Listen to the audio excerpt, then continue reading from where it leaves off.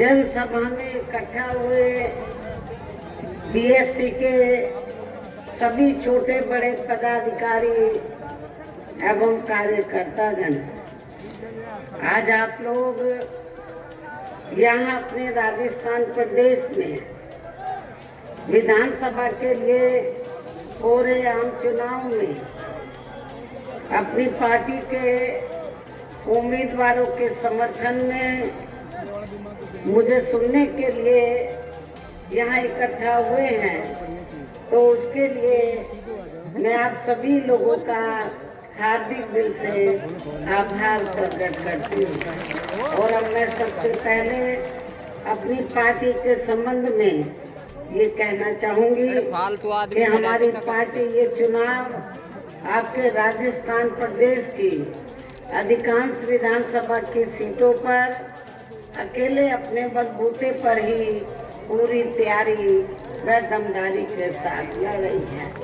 अर्थात हमारी पार्टी ने इस चुनाव में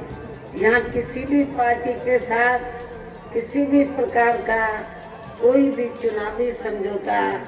आदि नहीं किया है। इसके साथ ही हमने बीएसपी से जुड़ने की तादाद को ध्यान में रखकर फिर उसी अनुपात में ही यहाँ सब समाज के लोगों को टिकट भी दिए हैं। लेकिन अब मैं इस हो रहे विधानसभा चुनाव में आप लोगों का ध्यान अपनी पार्टी बीएसपी को कामयाब बनाने के लिए कुछ जरूरी बातों की तरफ दिलाना चाहती हूँ। और इस संबंध में सबसे पहले मैं आप लोगों को ये कहना चाहूँगी कि अपने देश को आज़ाद हुए व भारतीय संविधान को भी लागू हुए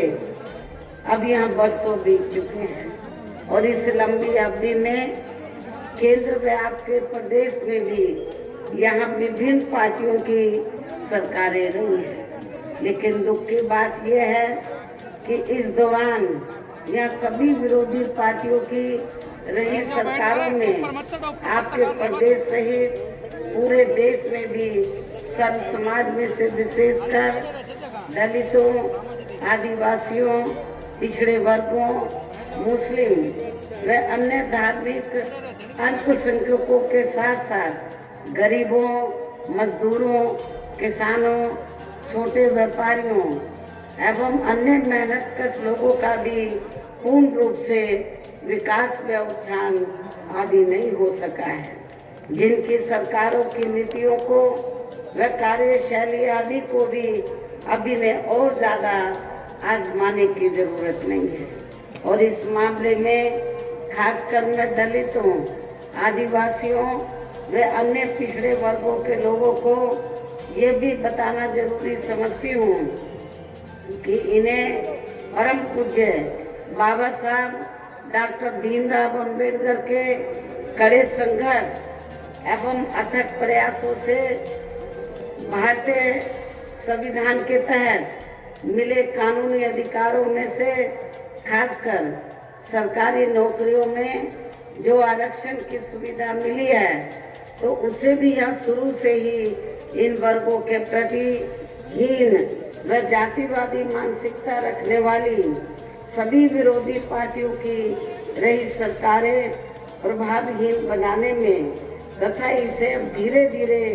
खत्म करने की भी पूरी कोशिश में लगी हुई है। यही मुख्य वजह है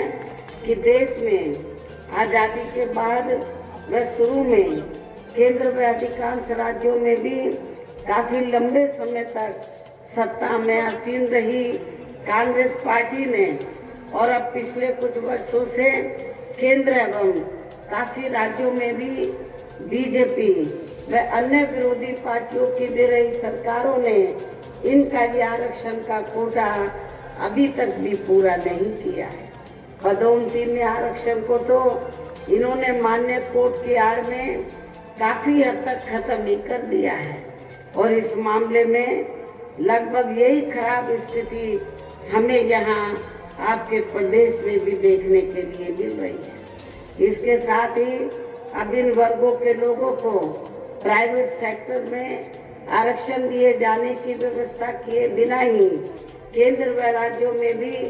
ज्यादातर सरकारी कार्य यहाँ प्राइवेट सेक्टर के जरिए देश के अधिकांश बड़े बड़े पूंजीपतियों व धन्ना सेठों को ही दिए जा रहे हैं, जिसके कारण अब पूरे देश में इन वर्गों के लोगों को आरक्षण का बहुत कम ही लाभ मिल पा रहा है और इससे अब पूरे देश में दलितों व आदिवासियों के साथ साथ अन्य पिछड़े वर्गों को भी काफी ज्यादा नुकसान हो रहा है। जबकि अन्य पिछड़े वर्गों के लोगों को ये भी मालूम होना चाहिए कि इन्हें मंडल कमीशन की रिपोर्ट के तहत आरक्षण की ये सुविधा केंद्र में कांग्रेस पार्टी की रही सरकार में नहीं मिली है, बल्कि बीएसपी के कड़े संघर्ष एवं अथक प्रयासों से ही केंद्र में रही श्री बीपी सिंह की सरकार में इन्हें ये सुविधा मिली है, जिसका अब यहाँ जातिवादी विरोधी पार्टियों की सरकारें इन्हें पूरा लाभ नहीं दे पा रही है। इसके साथ ही श्री बीपी सिंह की सरकार में ही इन वर्गों के मसीहा परम पूज्य बाबा साहब डॉक्टर भीमराव अम्बेडकर को भी यहाँ भारत रत्न की उपाधि से सम्मानित किया गया है, जिसके लिए वो हर प्रकार से पात्र भी थे, जो बहुत पहले ही इनको ये सम्मान मिल जाना चाहिए था, जिसके लिए प्रमुख तौर से जिम्मेवार व कसूरवार भी है। आप लोगों को ये मालूम है कि कांग्रेस के लंबे अरसे के शासनकाल में अंग्रेजों के जाने के बाद कांग्रेस पार्टी के केंद्र में रहे लंबे अरसे के शासनकाल में हमारे समाज के लोगों ने, बाबा साहब के अनुयायियों ने कांग्रेस से ये सिफारिश की थी कि बाबा साहब को, जिन्होंने देश का संविधान बनाया, उनको भारत रत्न की उपाधि से सम्मानित किया जाना चाहिए। लेकिन कांग्रेस पार्टी ने बाबा साहब को इस उपाधि से सम्मानित नहीं किया और फिर ये उपाधि बीएसपी के अथक प्रयासों से श्री बीपी सिंह की सरकार में बाबा साहब को मिली। इससे इन वर्गों के प्रति खासकर कांग्रेस पार्टी की हीन व जातिवादी मानसिकता साफ झलकती है, जिस कांग्रेस पार्टी ने फिर इनके कार्यों को आगे बढ़ाने वाले वे हर मामले में समर्पित व्यक्तित्व मान्यवर श्री कांशीराम जी के देहांत होने पर केंद्र में रही इसी कांग्रेस पार्टी की सरकार ने इनके आदर सम्मान में एक दिन का भी राष्ट्रीय शोक घोषित नहीं किया था। यहाँ मैं इन वर्गों के मामले में ये भी कहना चाहूंगी, केंद्र द्वारा देश की लोकसभा व राज्य विधानसभाओं में महिलाओं को जो 33% आरक्षण देने की व्यवस्था की गई है, तो उसमें SC, ST व OBC वर्गों की महिलाओं को अलग से कुछ भी आरक्षण नहीं दिया गया है। इतना ही नहीं, बल्कि इन वर्गों के लोगों को जुर्म जाति से निजात दिलाने के लिए जो भी अनेकों नियम व कानून आदि बने हैं, तो उन पर भी केंद्र व अधिकांश राज्यों की सरकारें सही से अमल नहीं कर पा रही हैं। इसी प्रकार हमें पूरे देश में मुस्लिम व अन्य धार्मिक अल्पसंख्यक समाज के लोगों की भी हालत कोई खास अच्छी नजर नहीं आती है, जिसका काफी कुछ खुलासा केंद्र सरकार की सच्चर कमेटी की रिपोर्ट में भी किया गया है। इनके साथ साथ अपर कास्ट समाज में से खासकर गरीब लोगों की भी आर्थिक स्थिति अभी भी पूरे देश में यहाँ काफी ज्यादा खराब व दयनीय हालत में ही बनी हुई है। इनके अलावा आपके प्रदेश सहित पूरे देश में सर्व समाज में से विशेषकर यहाँ गरीब, मजदूर, किसान, कर्मचारी, व्यापारी एवं अन्य मेहनतकश लोग भी अपनी विभिन्न समस्याओं को लेकर अभी भी हमें काफी ज्यादा दुखी ही नजर आते हैं। और इनमें से किसान वर्ग तो केंद्र की वर्तमान भाजपा सरकार द्वारा बनाई गई उनकी गलत नीतियों के कारण काफी ज्यादा परेशान व आंदोलित भी रहा है। लेकिन इन सबकी मुख्य वजह हमारी पार्टी केंद्र व आपके राजस्थान प्रदेश में भी यहाँ तक की रही सभी विरोधी पार्टियों की सरकारों की जातिवादी, पूंजीवादी व संकीर्ण मानसिकता के तहत बनाई गई उनकी गलत नीतियों एवं गलत कार्य प्रणाली को ही काफी हद तक जिम्मेवार मानकर चलती है। और इस मामले में खासकर इनकी गलत आर्थिक नीतियों की वजह से ही आए दिन यहाँ पूरे देश में गरीबी, बेरोजगारी व महंगाई आदि भी काफी ज्यादा बढ़ रही है।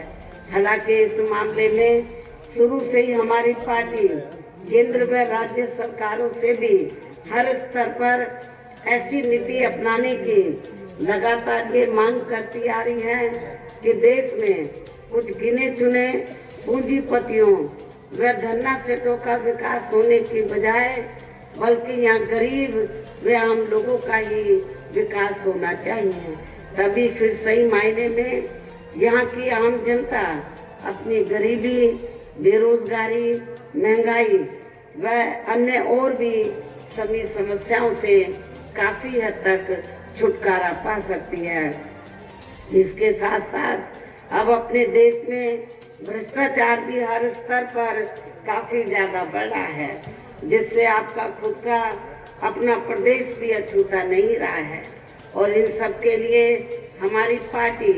आजादी के बाद से लेकर अभी तक केंद्र में देश के अधिकांश राज्यों में तथा आपके खुद के अपने प्रदेश में भी ज्यादातर सत्ता यहाँ गलत पार्टियों में से खासकर कांग्रेस, बीजेपी व इनकी सहयोगी पार्टियों के हाथों में ही आने को मानकर चलती है। और इन सभी विरोधी पार्टियों को हमारी पार्टी इसलिए भी जिम्मेवार मानकर चलती है क्योंकि आजादी के बाद से लेकर अभी तक लगभग ये सभी विरोधी पार्टियां केंद्र व देश के अधिकांश राज्यों में भी ज्यादातर यहाँ बड़े बड़े पूंजीपतियों व धन्ना सेठों की ही आर्थिक मदद से सत्ता में आती रही है।